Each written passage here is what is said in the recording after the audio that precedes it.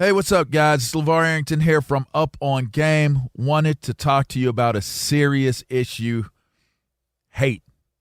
Something personal that I have experienced and witnessed and watched is how the hate in our country is getting so out of control. It's at an all-time high, and people are facing way too much hate. And a lot of people don't think it's a problem, but I do. I can recall growing up, being in high school, one of my high school teammates, good dude too, just happened to wear a shirt that was a derogatory shirt towards my racial group. It depicted Malcolm X moments after he was assassinated, and it just made me feel really, really sad. It made me feel upset and so many other emotions, and it's really because we're supposed to be a team. But it's going to take all of us to stop that sort of hate. As I mentioned, we are a team in this country, so let's take a break from hate so our team can regroup and regain our momentum. We need to take a timeout against hate. Visit standuptoallhate.org to help, and join me in calling for a timeout against hate by following at What's Up With Hate or posting the blue square emoji. From the Delta Sky Club Welcome back, Miss Klein. to the Jet Bridge, Delta Airlines relies on 5G solutions from T-Mobile for Business to power operations and serve customers faster. Together, we're putting 5G into the hands of ground staff so they can better assist on-the-go travelers with real-time information throughout the airport. This is elevating customer experience. This is Delta Airlines with T-Mobile for Business. Take your business further at T-Mobile.com/now. The NFL Draft is now officially open.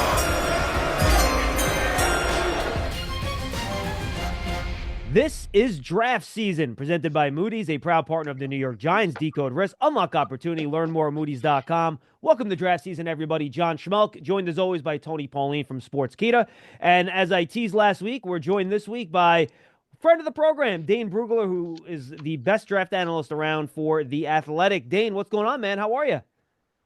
I'm doing well. Always fun joining you guys. This is such an interesting draft class. It feels like, I don't know, at least for me, it's a little bit tougher to have some conviction about guys at the top of this class, some of the quarterbacks. So this is going to be a really interesting draft class as we go through the process, finishing the season, all-star games, combine. I feel like there's going to be more parity than we're used to, just because there's going to be a lot of differing opinions from team to team, evaluator to evaluator. But that's going to make this class a lot of fun to talk about. Shocking. Reminds me sort of 2022, with Trayvon Right. Walker, Aiden Hutchinson, Derek Stingley, Sauce Gardner. There was talk of Ekwuna maybe going first. It's sort of that similar situation. And a quarterback class that was very much unsettled up until the end. I remember that year, the week of the draft, texting a scout and saying, "Hey, I got to finish my final mock. What do I do with these quarterbacks?" And he's like, "I don't know. I wouldn't touch them in the first round, but they're going to go. They always go." And of course, that year they didn't, except for Kenny Pickett, who barely, went in the first round, only quarterback in the first 74 picks. So this year is going to be interesting because at least I think we're going to have a couple quarterbacks go in the top 15 to 20 picks, but we'll have to see how the whole process plays out. It was funny, Dane. I will revert back to the quarterbacks in a second, but you brought up the 2022 draft, and I only bring this up because I get a lot of complaints from Giant fans about Joe Shane's two picks in that draft, right? Kayvon Thibodeau and Evan Neal. And I tell them, guys, go back and actually look at the draft. Sauce Gardner's off the board. You get past those two guys, spare a couple of receivers, Chris Olave's in that mix, Garrett Wilson. The rest of the first round is not peppered with all these really good players at elite positions. We're going to look back at 2022, I think, and we're going to say that first round was not one of the better first rounds we've had. Yeah, and I don't think too many people were killing the Giants in the moment for those picks. I mean, I don't think – I could with Evan Neal and Thibodeau, I mean, you could nitpick them, and there were things about their profile maybe that gave you a little bit of pause. But I don't think anybody thought they were just bums and said, okay, these guys are future busts. These were bad picks. You can understand the thinking of why they made those selections. Sometimes it doesn't work out. And, the GM has to be accountable for that. But at the same time, I'm not ready to kill Joe Shane for those picks. All right, I want to go to the quarterbacks now, Dane. And I like to level set with people here, and you kind of mentioned it in your opening answer. If you were to combine this year's quarterbacks class with last year's quarterbacks class, when does the first quarterback in this year's class go? For me, Caleb, May, and Daniels, I mean, those are the top three. I don't think any of these quarterbacks come close to the top three. And then it's a matter of, okay, what's quarterback 4, 5, 6, 7 look for you? For me, JJ McCarthy, he was quarterback 4 for me last year. He'd still be quarterback 4 if we combine the two classes. And then I think it's the top quarterback in this class competing with Penix and Nix to be, okay, who's quarterback 5, 6, and 7? And now, obviously, Bo Nix is playing really well right now. We haven't seen much of Michael Penix at all, so that's an unknown at this point. And then this quarterback class, for me, I mean, I have Cam Ward right now at quarterback 1. There's a lot to like about Cam Ward. His elusiveness in the pocket, his ability to sling the ball anywhere he wants on the field, create explosive plays. It's a lot of fun to watch. He's a very entertaining quarterback. But there's a looseness to his game that is what you like about him, but also it's a double-edged sword. That looseness leads to some poor decision-making at times, whether that's taking sacks he shouldn't, making throws he shouldn't, decisions that he shouldn't make. And now he's cut down on those compared to what we saw at Washington State. And I think that's just a natural maturity that he has shown. But if I have to bet on any of these quarterbacks in this class right now, middle of November, it would be Cam Ward for me. Now, some teams might prefer Shedeur Sanders. There's other quarterbacks that might be in this class. We'll see what Garrett Nussmeier decides to do after this season out of LSU. Jalen Milroe feels like he is going to come out. At least that's the feedback from Alabama. How will teams look at him? I mean, you have to be kind of all in or not in at all with a quarterback who you're going to really rely on his legs to be a productive NFL pro. So this quarterback class there's a lot up in the air at this point, and we never use the word consensus when we talk about quarterbacks in the draft because teams look at these guys very differently, and that's so true with this class because you look from team to team, evaluator to evaluator. They're going to look at these quarterbacks differently and have them stacked a lot differently. Yeah, I think John and I have talked about it with Cam Ward. I think he improvises to a fault, and he's not going to be able to do that much improvising on Sundays. He's done the past season, although he's shown great improvement in his game. Let's stick with the quarterbacks. In your top 50, you don't have Carson Beck mentioned in the top 50. You don't even mention him at all. Understandable. Again, John and I have talked the last month about how he's falling down draft boards. But my two-part question, where was Carson Beck rated for you at the start of the season? He was my top quarterback. And when you watch him last year, you saw a quarterback who was getting better and better and better with each week. And it's like, okay, this guy is continuing to ascend. And as we project him forward, he should continue to get better in his senior year, his final year. Last year was a first-year starter, so now, okay, full season under his belt. What is he going to look like as a fifth-year guy? And it's been really up and down for him. Now, I give him credit for what he did over the weekend against Tennessee, where coming off some poor performances, he goes out there and has a big-time performance against a really good defense, 340 yards, 3 touchdowns, no interceptions. I think that, when you look at that Georgia offense this year, obviously no Brock Bowers, Lad McConkey, but that offensive line has been a below average unit most of this year. Now they played pretty well against Tennessee, but that's been a big factor here. But I think it's also shown, kind of highlighted that Carson Beck is not really a second reaction quarterback. That's not his strength as a quarterback. He can move a little bit. He's not a bad athlete. But that's where some of the panic decisions come in, is when he has to move from his spot, throw on the move. He can do it, but that's where some of those interceptions come in, some of the overthrows, some of the points in his game that you kind of look at and say, all right, that's going to be a problem at the next level. So I don't know that he's going to have a lot of starter level grades. Maybe some teams will still hold on to that because there's still a lot to like about him. But some of the mistakes that he's shown on film this year are really going to be something that hurts him throughout the process. I think right now we're talking about him as maybe a 3rd-round pick, but he still has it's Georgia. So they're going to have a lot of big games here coming up, the regular season and then into the playoffs. Well, he has a chance to kind of change that narrative a little bit. Yeah, I would agree with you about the Georgia offensive line. I mean, they have not played well, and it's not due to lack of talent. They're just not playing well. No. But staying on Carson Beck, you say he's a third-round pick now, but if the draft was to be held this weekend, do you think there's any chance he would land in the first round? I'd be pretty shocked. I mean, and that's feedback from scouts and then also just the body of work of his game. I think what is about his game that I think that you can point to. If I'm selling Carson Beck in a war room to my GM, what am I really going to hit on over everything else to say, hey, this is why we should take him with the 25th pick or whatever it is in the first round? I don't know that I would have trouble selling him. I can sell that he's a good quarterback, but I would have a hard time selling that he is a guy worthy of drafting in the first round. Because if you're drafting him in the first round, you're telling that, you're saying that, hey, he's a guy that's not only going to be a starter for us, he's going to help us compete for the division, for the playoffs and beyond. And I just can't get there with Carson Beck with what he's put on film this year. Too many turnover-worthy plays.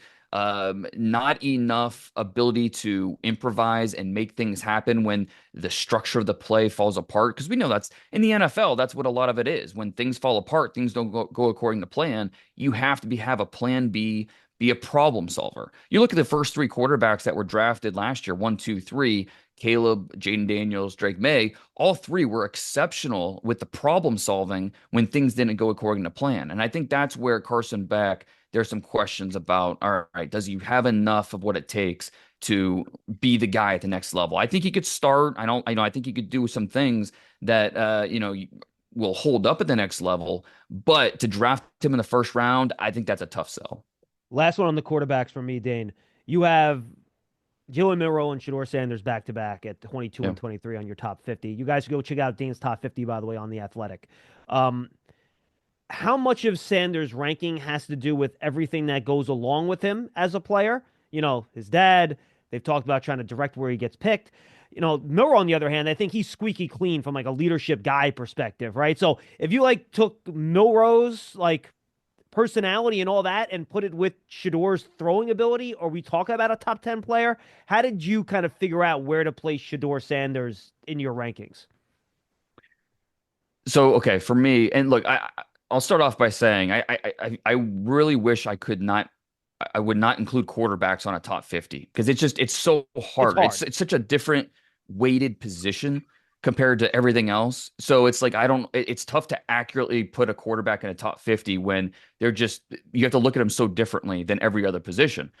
I like Shedeur Sanders. I think some people are looking at him at further down. He's in the mid-20s for me and saying, oh, you obviously hate the guy. No, not at all. If I hated him, he wouldn't be in my top 50. I like Shedeur Sanders. I think when you look at the poise, the accuracy, the toughness, those are three strong things that I can sell to my GM about Shedeur Sanders and why I think it could work at the next level.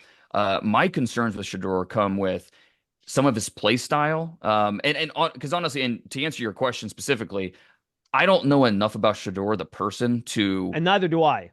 Yes, right. There's a lot of conjecture, and that's only going to heat up as we get further into the process. But I don't know enough about him to drop him necessarily because of some of these concerns. Now, they do exist.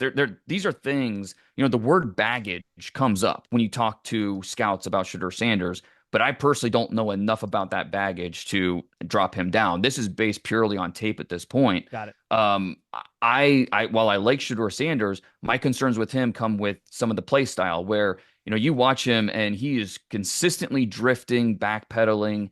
The inconsistencies managing the pocket are kind of the big issues with me.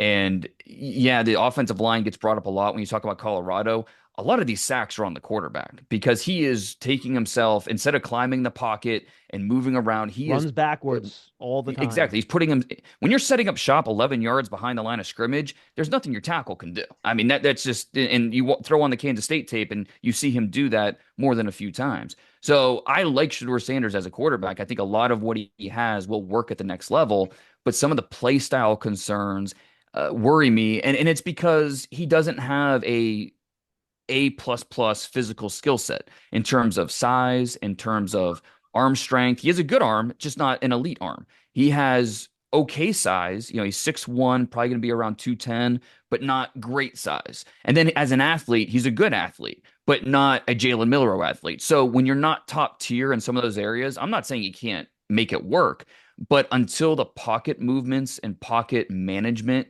negotiating that pass rush, until that improves, I'm going to have some concerns about how that's going to work, especially in the NFL when everything just gets so much faster, especially compared to what he's playing in the Big 12.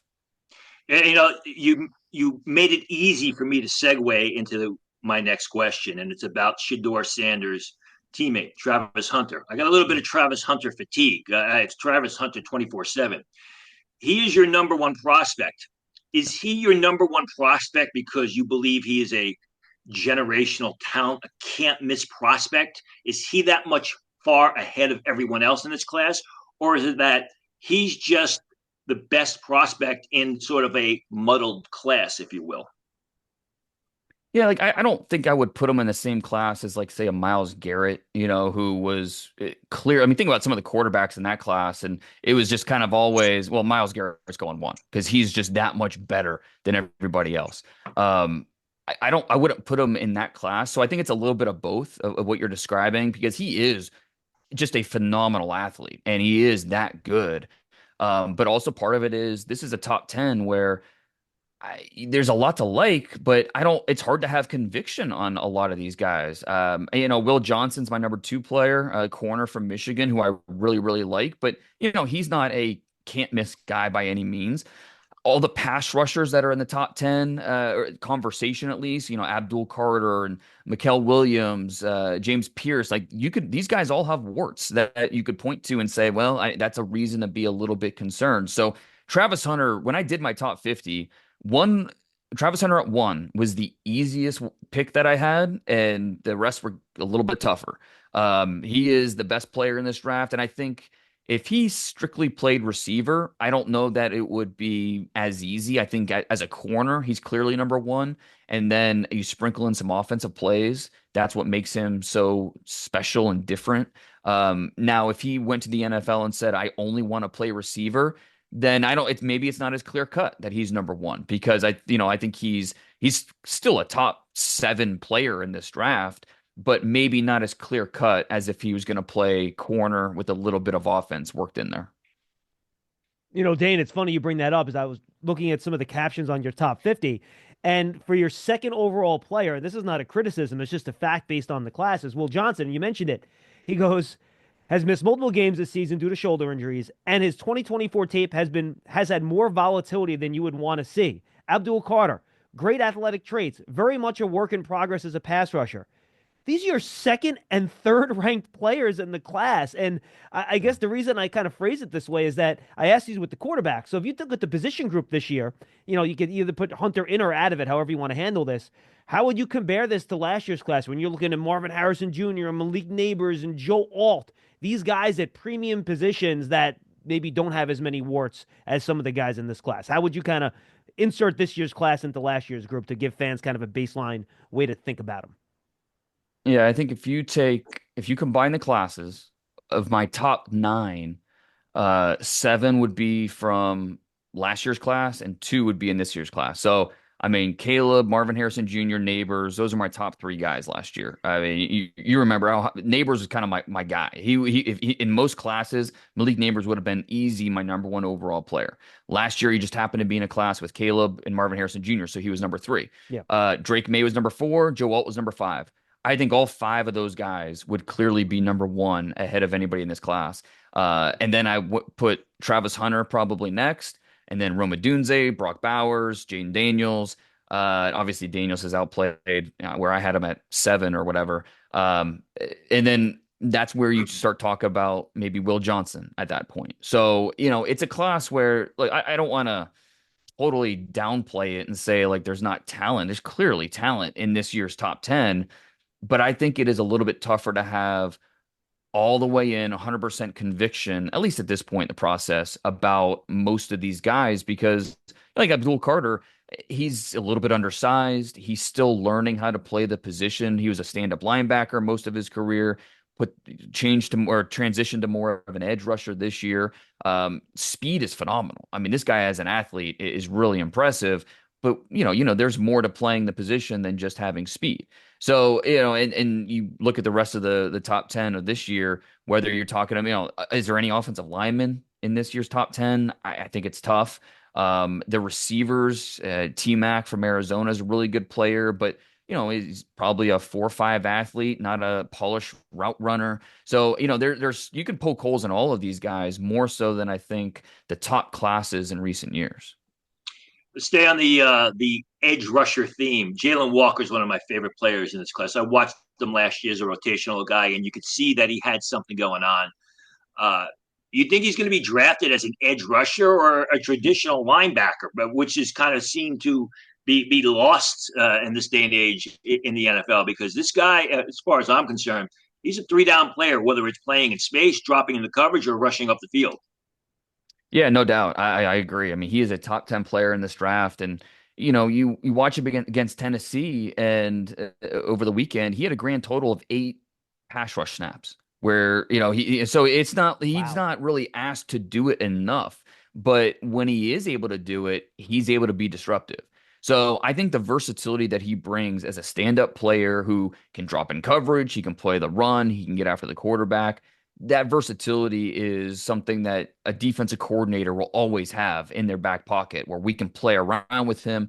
I think obviously Micah Parsons is the player you point to as that college linebacker who turned into more of an edge rusher, more of a, let's just make him the versatile part of our front seven and let him wreak havoc. Jalen Walker has a little bit of that to him because of that versatility and because he is so good getting after the quarterback. So I agree. His pass rush is what he does best. So I don't know that I want to completely take away some of that versatility, but I want him getting after the quarterback more than anything else that he's doing on the field, because that's what he does best. So I think it'll be interesting as we go through the process and different teams look at him and, they take a look at their scheme and how do they fit him best. But I think when it's all said and done, he's clearly one of the top 10 players in this class. The best part of football season? Checking out the post-game stats. Which wideouts scored more than 2 touchdowns? Which QBs threw for less than 350 yards? Think you can pick who will do what before kickoff? Then play Pick 6 from DraftKings, an official daily fantasy partner of the NFL. Download the DraftKings Pick 6 app, select between 2 and 6 players, and choose if they'll have more or less of a stat. It's that simple. And for all first-time Pick 6 players, check this out. New customers play $5 on your first pick set, get $50 in Pick 6 credits. Download the new DraftKings Pick 6 app now and use code DK1.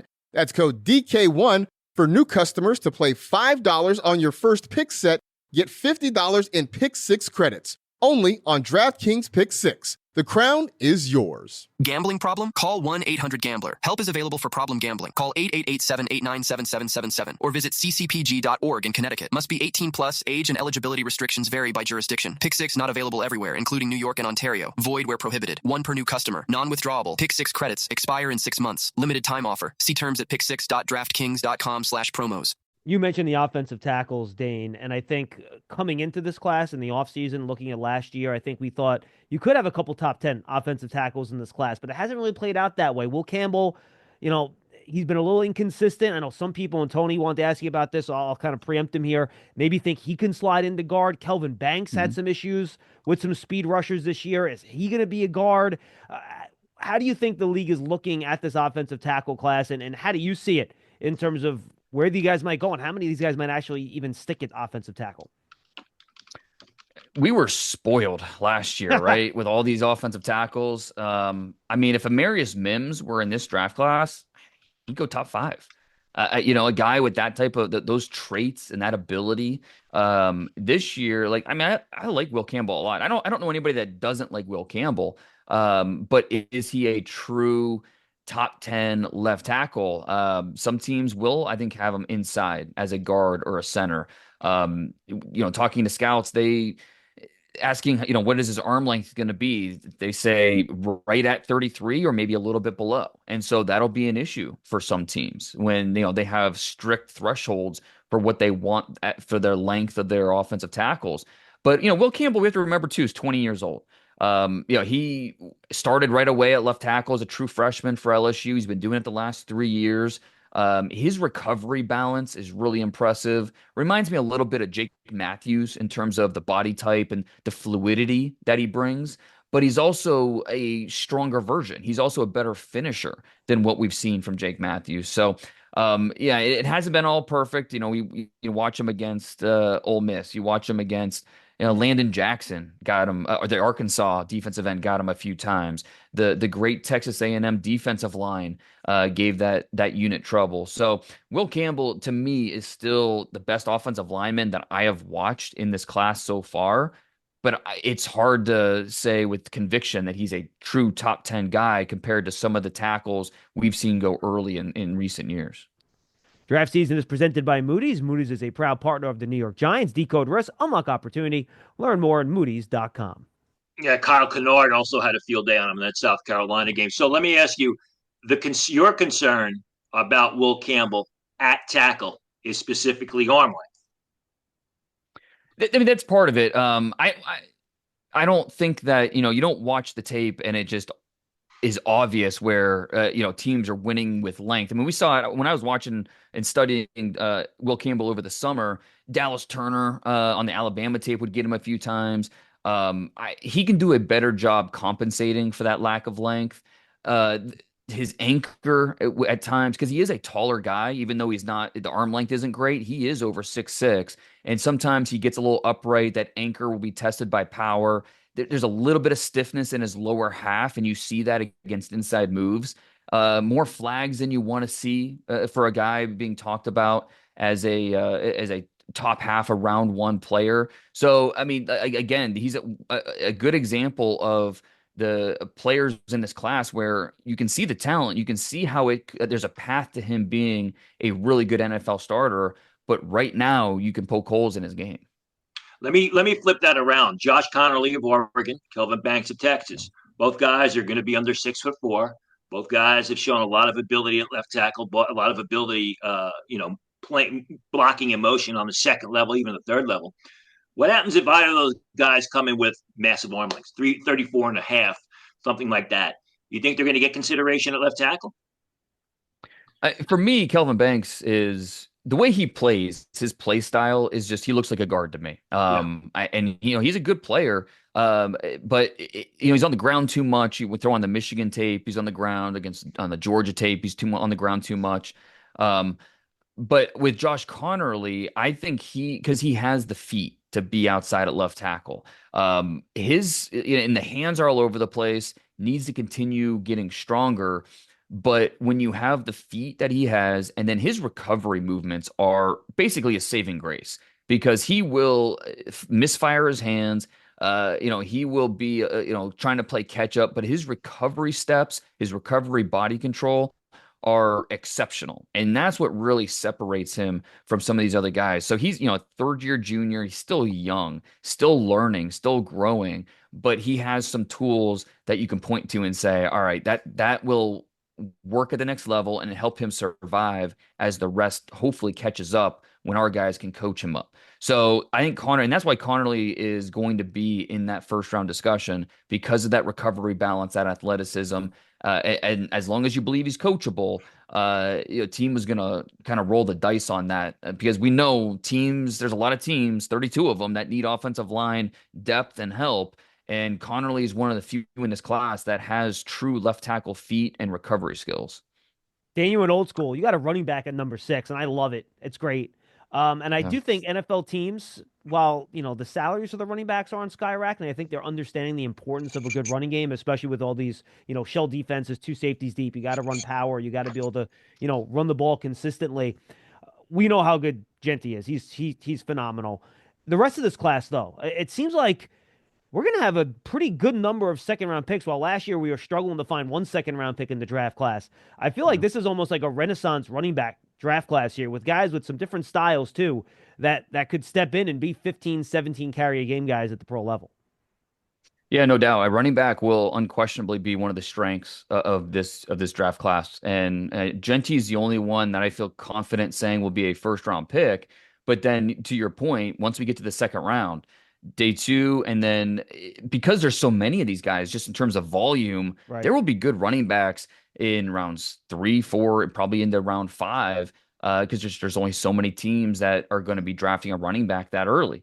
Caleb Johnson from Iowa, what he's done this year, just the size, the speed, the forward lean, the pad level, the patience, the vision. I mean, he has a lot of what teams are looking for in a one cut, get north type of runner. Omarion Hampton, with no more Drake May there, everyone knows, all right, Hampton's kind of the focal point of that offense, yet he still is able to be productive.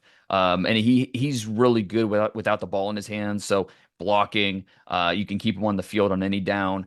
Both of Ohio State's guys with Travion Henderson, Quinshon Judkins, these guys are pros, and I think the stats aren't going to look great for those guys this year because they're sharing carries, and we know that the receivers at Ohio State are obviously going to cut into that as well. But it's them joining up this year, I think, has really helped them, both of them, because it pushes each other. It helps keep them fresh, and they're going to go to the NFL with plenty of tread left on the tires. Dylan Sampson's been a lot of fun this year for Tennessee. I mean, we could really spend the whole episode talking about just running backs and all of the guys that will be in this class, and guys that even if they're not running back one on your depth chart, they're going to be really valuable running back twos or threes, and guys that are going to be at least influence how you game plan on Sundays. All right, Tony, I'm going to step aside here, and I'm going to let you roll through some of the individual players you want to hit on. The floor is yours. Well, I'm going to go to an offensive position where there's not a lot of depth. Tight end. You've got Colston Loveland at 13, and then double that, you got Tyler Warren at 26. You think Colston Loveland is fast enough to be a top 20 pick? Oh yeah, I think that's why he will be a top 20 pick, is because of his speed. You watch him. He's basically a wide receiver for Michigan. I mean, that's how they use him, and that's smart. I mean, I think there are teams that will write up Colston Loveland as a wide receiver because he is tall, lean, and fast. And as a blocker, he's not going to give you a ton. Now he's different than Brock Bowers. Bowers, I think, what we're seeing from him for the Raiders on Sundays matches exactly what we thought he would be.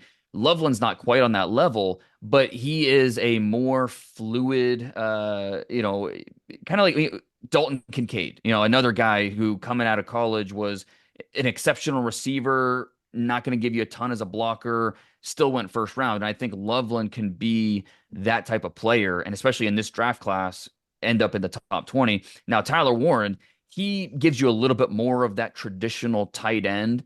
And he's going to do some really athletic stuff at the combine for a guy that, is 255 pounds. Watching him this year, the versatility that he's showing as a Wildcat quarterback, because he was a quarterback in high school, returning the quarterback as a Wildcat guy, taking handoffs, he's throwing the ball. His ability, he's well built, he's strong, he's got really good acceleration into his routes, he's fluid. And his ability the hand-eye coordination at the catch point is really impressive, to snatch the football, put it away.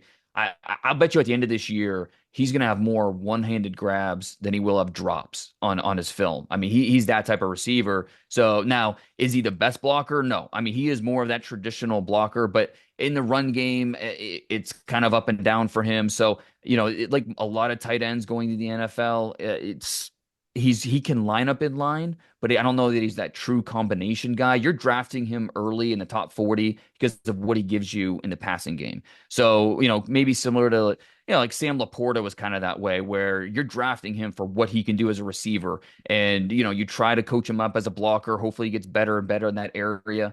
But, Tyler Warren, my comp for him was a Tyler Eifert, who ended up going in the first round, a guy that could, you draft to help you in the passing game. But I think your overall point is spot on. The tight end position this year, you've got these guys at the top, and then I think it'll be interesting if those guys are tight end 1 and 2. Who's tight end 3? Is it going to be first of all, what juniors are coming out? The guy like Mason Taylor from LSU, he made my top 50. I think he's just so useful and valuable, everything that he does. Gadsden from Syracuse, Does Fannin from Bowling Green come out? I'm a big fan of Terrence Ferguson from Oregon and everything that he brings. So this is a tight end class that there's two guys at the top, and then there's some interesting players that might have a chance to sneak into the top 100, but more the bulk of the tight ends we drafted on day 3. You got Evan Stewart, the receiver from Oregon, by way of Texas A&M at number 36. And when Evan Stewart is on, wow, I mean, he is sometimes you can't defend him. The production is not there, though. You know, it doesn't stand out the way they run that offense, and Dylan Gabriel spreads the ball around. What do you think the upside? And this is kind of subjective question, as they are, but what is the upside for Evan Stewart? I mean, could he be one of those guys that, you know, in the weeks leading up to the draft, you just hear that teams love and he ends up as a top 25 pick? Yeah, and I think that Evan Stewart could really benefit from a wide receiver class that's a little bit unsettled in the top 5, because we saw how many 10 receivers go in the top 40 last year. We know teams want to get more explosive at wide receiver.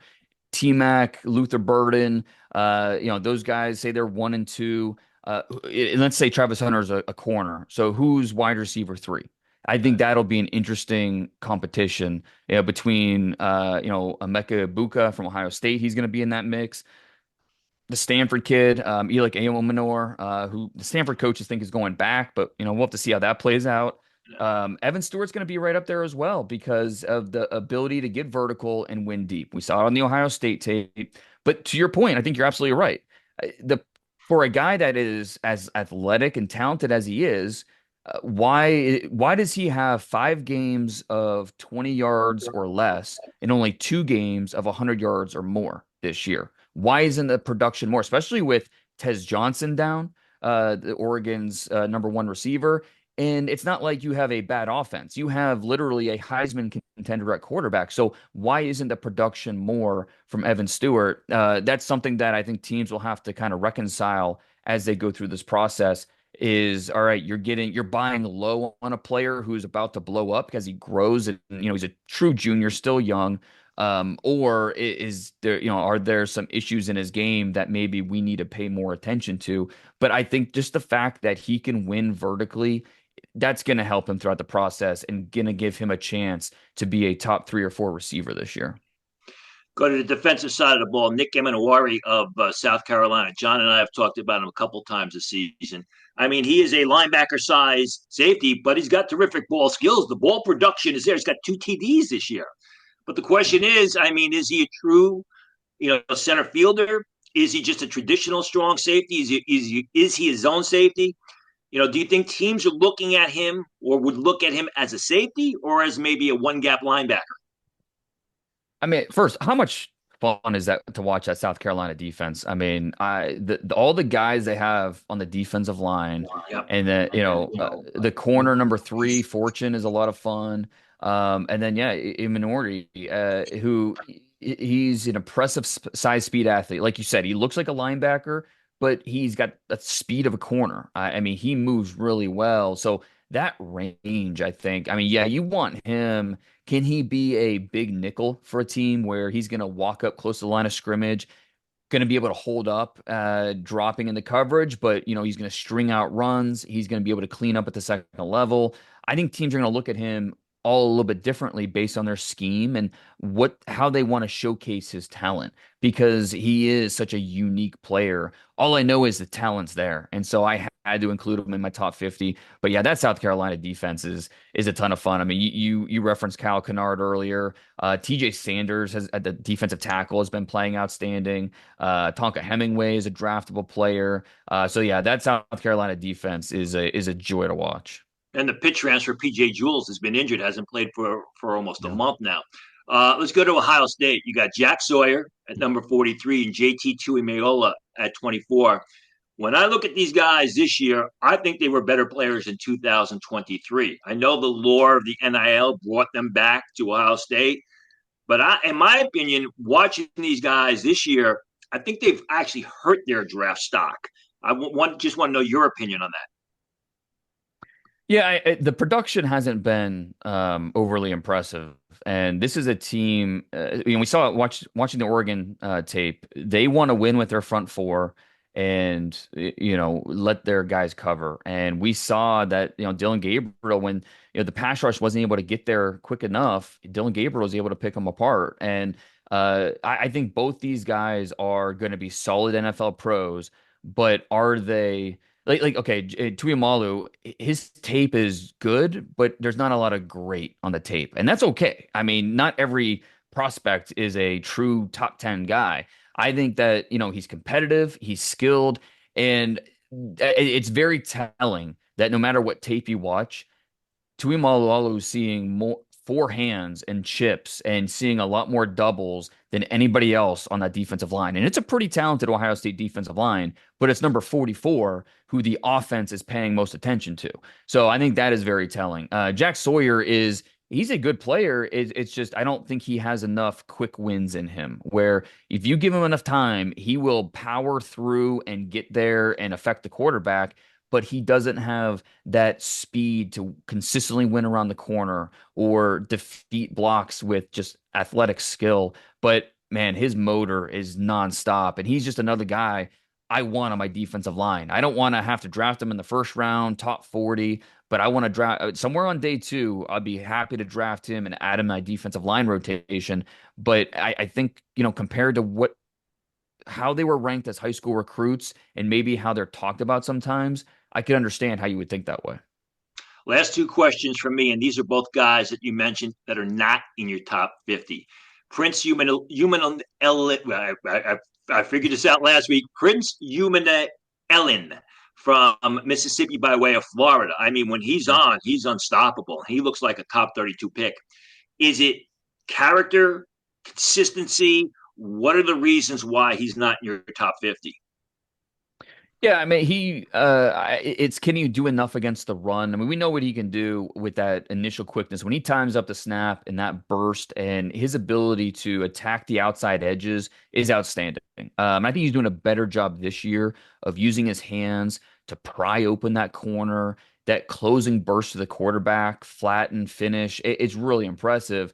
But does he have enough where you're going to trust him as a full-time edge defender, stopping the run? I think that's where kind of the questions come in. I think he's worked himself into that top 75 mix where, he was a guy I absolutely considered for my top 50. But some of the concerns in the run game were where I left him out. But I think he has shown enough improvements this year where he's gonna at least gonna be in that conversation.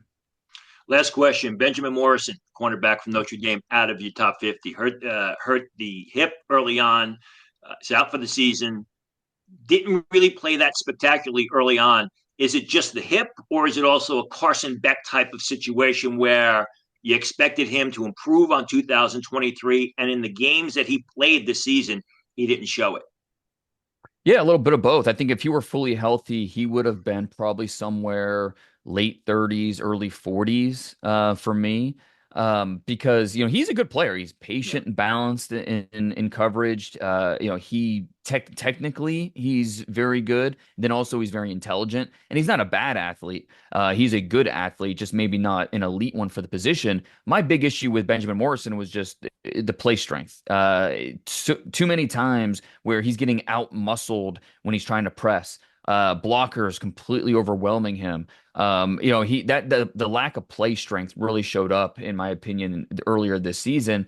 And then you throw in the injury. Obviously, the hips are kind of important for anybody on the football field, but especially a corner who you want to be able to turn and pivot and make these sudden movements. And so, if fully healthy, he would have made it my top 50, somewhere in that, probably in the 40s. But with the injury, it's kind of up in the air, and it's a tough part about injuries this time of year. You're just not sure what is the long-term implications. Like Josh Simmons from the left tackle from Ohio State, another one of these guys with the patella, with the knee. You're just not sure. Okay, how serious is this going to be long term? Could this, Harold Perkins from LSU with the ACL? does the injury factor into their decision to maybe come back for another year, or are they just gonna, take their chances in the NFL? So yeah, the serious injuries in November this time of year can be really tough when you try to project these guys. Final one for me, Dane, and this is a two-parter, so I apologize. We've talked about two corners here. You guys talked about the Michigan corner. You talked about Travis Hunter. Otherwise, how deep is that class? How does it look? And then is this finally the resurgent defensive tackle class that we've been waiting for? It's been a bunch of years since we had a good defensive tackle class. This seems like it could be one. Yeah, I mean, the corner class is okay. I mean, I think I only have 4 in my top 50, which is a pretty low number.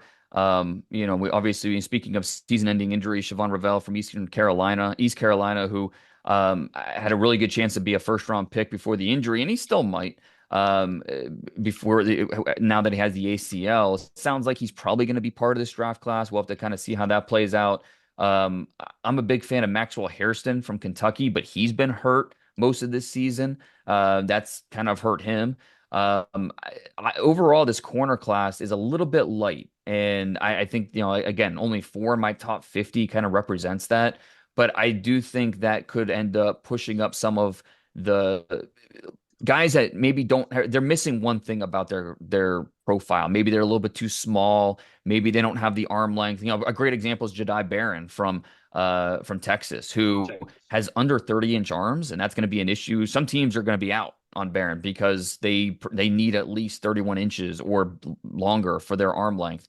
The lack of arm length is going to be an issue, but if the lack of corner depth, especially in the top 50, top 60, could end up helping a really good player, because the football IQ, his read react is awesome. Big fan of Barron. It's just the lack of length is going to hurt him.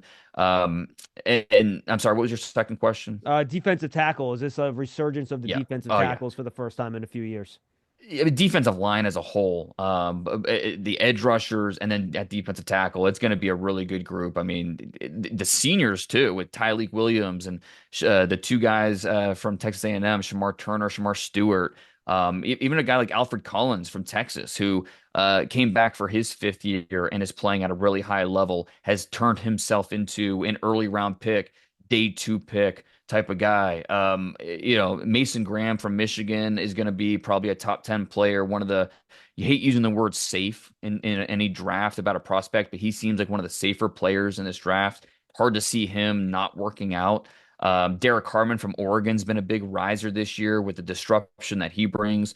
Walter Nolan from Ole Miss, as long as he continues to mature and teams are confident about his maturity, he's got the goods where he's going to be in that first round discussion. I mean, we could talk about 5, 6, 7 more guys at defensive tackle that have a chance to be top 75 picks and be guys that are going to influence how they are played as rookies in the NFL. So this is a really good defensive line class. Dane, always an absolute pleasure talking to you, my friend. Tell the folks where they can find all your fantastic work, as some NFL fan base is already there, but the whole world kind of slowly gets into Dane Brugler season. Yeah, everything's on The Athletic, and you can find all that on Twitter at DP Brugler. We've getting almost a mock draft season, and then of course eventually the Beast coming out in April, which I know a lot of people love, and so happy to bring that back again another year. Have they asked you to do a mock draft already? Please tell me no. Oh, of course, yeah, no, but I my rule is we have to at least get past Thanksgiving.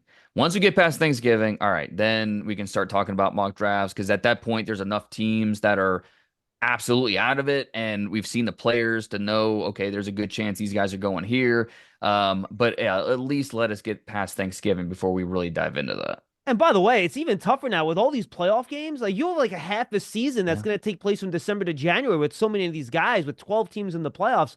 I mean, it's going to be a whole new set of information where guys are going to move them like crazy, I think, late in the process this year. All right, if Michael Penix doesn't have his 430-yard performance against Texas in the semifinals last year, does he still go in the top 10? Who knows, And so I think, your point's absolutely right. And we kind of mentioned that with Carson Beck. There's going to be plenty of high leverage games coming up for Georgia and the rest of these teams that could change the way we look at these players. Colorado's got a good chance to sneak in as the Big 12 champs. And if they do, they have a first round bye, and it'd be a lot of fun. I think that's one of the criticisms of Shedeur too is, the two best defenses on that schedule, Kansas State, Nebraska, 2 losses. Okay, well, how would he look against a Georgia defense, an Ohio State defense, one of these teams, which is just, it's a great thing for evaluators, and also a great opportunity for some of these players. If Shedeur goes out there and has a career game, kind of like CJ Stroud did against Georgia in the playoffs a couple years ago, all of a sudden Shedeur is rocketing up how teams are talking about him. So plenty of opportunity still left for teams or for prospects to make a statement. Dane, this is awesome. Thanks so much, man. Anytime. Thanks, guys. When all your marketing team does is put out fires, they burn out fast. Sifting through leads, creating content for infinite channels, endlessly searching for disparate performance KPIs, it all takes a toll. But with HubSpot, you can stop team burnout in its tracks. Plus, your team can achieve their best results without breaking a sweat. With HubSpot's collection of AI tools, Breeze, you can pinpoint the best leads possible, capture prospects' attention with click-worthy content, and access all your company's data in one place. No sifting through tabs necessary. It's all waiting for your team in HubSpot. Keep your marketers cool and make your campaign results hotter than ever. Visit HubSpot.com/marketers to learn more. Draft season is a proud partner of the New York Giants, uniting the brightest minds to turn today's risks into tomorrow's opportunities. Learn more at Moody's.com. Great stuff from Dane Brugler. Love to have him on. Just first of all, a great human being, super nice guy. And Tony, is someone that is knee deep in this as you are, I'm sure when you talk to somebody else, you can tell that they are also knee deep in it. And it's fun to kind of share opinions with another guy who's living this life, 24/7, 365 like you are. Well, like you said, 24/7, 365, because what's going to happen is in a couple of months, people go from the Super Bowl to the draft. And they parachute in with all their expert opinions. Exactly. Myself, Dane Brugler, this is, I'm sure if you ask Dane, he'll tell you, he starts hitting the tape hard for the following year's draft 2 weeks after the existing draft is over. So as I do. So, yeah, it's always good to get other perspectives, and especially when you agree on things. Yeah, absolutely. I'm surprised you guys just didn't bask in your adoration for Abdul Carter for longer during that segment. I was waiting for that, Tony. I'm a little disappointed. I'm not going to lie. Well, it is what it is, right? All right. We saved this for last because we wanted to get Dane in. He was the headliner today. Some games in college football. Wasn't the best college football weekend, Tony. We didn't have some of those marquee games that we've had in games in weeks past, but we did have some, and it mirrored some of the guys we talked about in our interview with Dane. So let's start off, and I'm going to let you kind of take it just game by game. We'll start with Texas and Arkansas. Yeah, it was the big matchup there was Kelvin Banks versus Landon Johnson. I think early on, if you watched that game, Banks did a good job. I'm sorry? Landon Jackson. You said Landon Johnson. Landon Jackson. I apologize. Yes, that's okay. I think if you watch that game early on, Banks had his way with Jackson. Jackson did get a sack later in the game, but it was more a good play by him rather than a great pass rush because he stayed with it, found the quarterback, and just changed direction. But Banks showed a lot of ability in pass protection, and it's going to be interesting. I still have Banks as a guard, but I can see with those pass protection skills, some team liking him at left tackle. Landon Jackson, he's not a great athlete. He's not very explosive, but he's very workmanlike. We talked about Jahdae Barron, and Dane said that he's going to be knocked down because his arm length isn't 30 inches.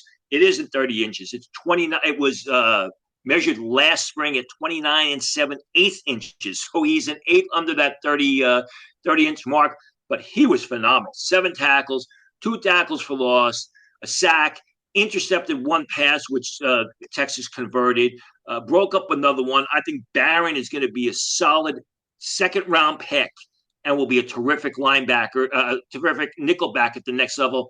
He's a guy that's shown consistent improvement in his game the past 3 years. It's funny. You asked Dane about Carson Beck, and I was going to follow up, but we were running out of time. I wanted to make sure we got in all the guys we wanted to get in. I feel like Quinn Ewers is kind of the same guy, right? Like both guys, I think most people, along with Shedeur, they were the top 3 quarterbacks heading into the year, right, in terms of rankings, and neither one of those guys were in his top 50. And like he said, right now, Carson Beck, and I think Ewers is probably in the same situation. You're looking at third-round picks for these two guys. The thing about Ewers is this. People outside the scouting community had Ewers ranked very high. I mean, we're in New York. We heard since the beginning, are you top 10 picked in the New York Giants? But if you talk to people in the scouting community over the summer before the season began, they look at Ewers as a day 2, even a 3rd-round pick. So I think from that perspective, it's much more surprising the downfall we've seen thus far from Carson Beck versus. So Beck was thought of much more highly than Ewers was over the summer from guys you talked to. In the scouting community, no doubt about it. Got it. All right, let's go to Utah, Colorado. We talked about Shedeur Sanders, and what do you think of him and Travis Hunter in this game? I think Shedeur Sanders, his game is kind of leveled off. I'm seeing better catches than throws in the passing game. And what I mean by that is the ball is going up. The receiver's got to get vertical. The receiver's got to fight to come away with the pass rather than spot on, accurate, great pass placement. And that is what Travis Hunter is great at, by the way. He's so good at those contested balls. But the thing is, it's not just Travis Hunter. Will Shepard, the transfer from Vanderbilt, has played well all season, had a couple of phenomenal receptions during that game. LeJounte Webster, he's more of the speedster. But I think with Sanders, I don't know if he's doing too much, if he's getting beat up a little bit, but I see better catches than I see passes, which is something to keep an eye on. Travis Hunter, I like him. I don't absolutely love him, as other people talked about. And you could tell, with our conversation with Dane, he thinks he's a really good player, but he's not a generational type talent. I will say this. Everybody's, Travis Hunter's doing the Heisman pose in that game. Everybody's talking about Heisman. I'm going with Ashton Genty because if you take Travis Hunter off of Colorado, they're still a very good team. They got good. Their defense is starting to kick it into gear because they've got some good defensive linemen. And Kyle Hill-Green, the linebackers, played very well. Went from Michigan to Charlotte, found a home at Colorado. Even, some of those other receivers, granted it's not Travis Hunter, but they keep them in the game. You take Ashton Genty off of Boise State, I don't think Boise State's a 500 team. You kind of referenced this with Dane a little bit. I just want to do a quick follow-up. What are you hearing about what Travis Hunter is going to run in the 40? I'd be surprised if he gets below 4.45. He's more of a 4.45 to 4.5 guy, maybe with some training. Which by the way, if he ends up running a 4.46 or something, that's fine. No one's going to ding him for that, I don't think. No, you're absolutely right. But again, he's not going to be 6 foot tall. And really? You think he's under 6 foot? Because he plays bigger. He plays bigger than that height when you watch him. Well, absolutely. I mean, the vertical jump is incredible. You saw that Saturday in the game when he came away with the reception. He can vertical. Give me a second here. Yeah. He was by scouts in the offseason. He was right about 6 foot tall, 5'11" and change. Okay. So I mean, if you're looking at the cornerback position, he's got to be 6 foot tall. The hands are 8.5 inches. The estimated 40 time is 4.52. So, I listen, this is not Travis Hunter. Hey, I'm not hating on Travis Hunter. He's really good. I just don't think he's the spectacular, can't miss prospect. Send it in. He's the Heisman Trophy winner. No, I think there are guys who are just as good, and a guy like Ashton Genty who, does it by himself every week. Yeah, and I think both of us think when all is said and done, he's going to be a top 5 pick easy, maybe top 3 in this year's draft class. But again, that's why you asked me the question, is this top 3 because he's just the best of what we got, or is he a top 3 because, no, this is Marvin Harrison Jr., this is Malik Neighbors, that type of top 3 talent. All right, let's go to Nebraska USC, Tony. What you see in that game that you like? Real good game. I mean, Ty Robinson is the guy that we've spoken about a couple times on this podcast. Finished the game with 1 sack, tackle for loss, forced a fumble, quarterback hurry, had constant pressure, constantly behind the line of scrimmage. He's quick, he's explosive, he's long. He's a guy that got late round grades coming into the season. He's going to go day 2. Nebraska lines him up all over the field, puts him at nose tackle, puts him at defensive end, puts him at the 5 tech, and he consistently gets the job done. Just altered a lot of plays, even though Nebraska lost that game. Nash Huckmacher, who's more of a gap occupier at nose tackle. That is one of the best nose tackle names I've ever heard. If your name is Nash Huckmacher, you better be a nose tackle or a guard or something like that. Like, you aren't playing wide receiver. Quick, explosive first step, had a play tackle for loss, which stopped the USC drive. And Jonah Monheim, their USC center, who was the left tackle last year, He's got to get stronger. I mean, he's shown some good things at center, and this is a year where the center position is wide open. It's not going to be a good crop in the draft. Monheim has had his moments, but I don't think he's done enough to be anything other than a very late round pick. Finally, SEC matchup, Tony, South Carolina and Missouri. Yeah, this was a good game. I mean, this is a game that went down to the end. Kyle Kennard was very quiet until late in the game. He had a sack in the final drive, which kind of sealed the win for Missouri. But keep an eye on Missouri's right tackle, Armand Membo. I've mentioned him a couple times. He projects to be a zone blocking guard because he's only 6'3", but he's quick. He moves well. He's strong at the point. He angers in pass protection, but he can also get out on the second level. And this is a guy who, if you need a versatile interior type guy that can play in multiple systems, power gap as well as a zone blocking system, you're going to look at Membo probably starting in round 3. Tony, always fun to talk to you, my friend. I'll talk to you next week. Actually, next week, I believe it's Thanksgiving, so I think we were going to take a pass. We'll see how that goes. It's a tight week for all of us. Unfortunately, with the Giants playing on Thanksgiving, Tony, at the Dallas Cowboys, my wife is thrilled that she has to do like a solo Thanksgiving with me on Friday, which means a lot of extra work for her. I'm very thankful for it, but she's not thrilled. So we might skip draft season next week. And in case we do, we'll be back with you in December. And then at that point, we're getting into conference championship games, Tony, and then we're getting into the playoffs. So, sometimes in December, we've had some years where there's not a ton to talk about. That will not be the case this year. There's going to be games all over the place. It's going to be a lot of fun. No, and don't forget, the Saturday after Thanksgiving is rivalry weekend. Exactly. Ohio State against Michigan, all those great rivalry games. And there'll be a lot on the line as we're getting down to the final weeks of college football. And, as we talked about with Dane, some of these prospects like the Carson Becks have got to show a lot of improvement and build upon the performance that he put out against Tennessee. Yeah, and so many of these teams, whether it's all the guys from Georgia, the guys from Alabama, the guys from Texas, the guys from Oregon, Ohio State, we'll see if Ole Miss ends up making the playoffs, right? These, and maybe Colorado if they win the Big 12. All these guys we're talking about, there's a good chance we're going to see them for another 2 or 3 or 4 extra games this year. So it's going to be a lot of fun. I can't wait to see it, Tone. Absolutely. Happy Thanksgiving to everybody. Yeah, you too, Tony. Happy Thanksgiving to everybody out there. Draft season, as always, is brought to you by Moody's, a proud sponsor of the New York Giants, uniting the brightest minds to turn today's risk into tomorrow's opportunities. Learn more at Moody's.com. For Tony Pauline from Sportskeeda. By the way, anything on Sportskeeda coming up, Tony, that people should keep an eye on? Well, like Dane, we're going to have a mock draft real soon. If not next week, the week before Thanksgiving, it'll be the week after Thanksgiving. So people can get pumped for that. And we'll also have a top 50, as well as all the announcements, the underclassmen announcements. There's a guy that we've talked about on this podcast that Dane has in his top 50, Mike Green out of Marshall. I've talked about him before, and all signs point to Mike Green of Marshall entering the draft, the third-year sophomore, who's been one of the best pass rushers in the nation this season. All right, so gear it up, baby. Next draft season, Tony's mock draft. We're going to hold him to it. He better get him right. We don't even know the draft order. It doesn't matter. Tony has to get these guys right in December. He has no choice. And we're going to have some invitations getting accepted, too, to Shrine and Senior Bowl, so we'll keep an eye on that. Maybe we'll welcome in our good buddies back from those 2 games as well. For Tony Pauline, I'm John Schmeelk. Thanks for being with us on draft season. Happy Thanksgiving, everybody.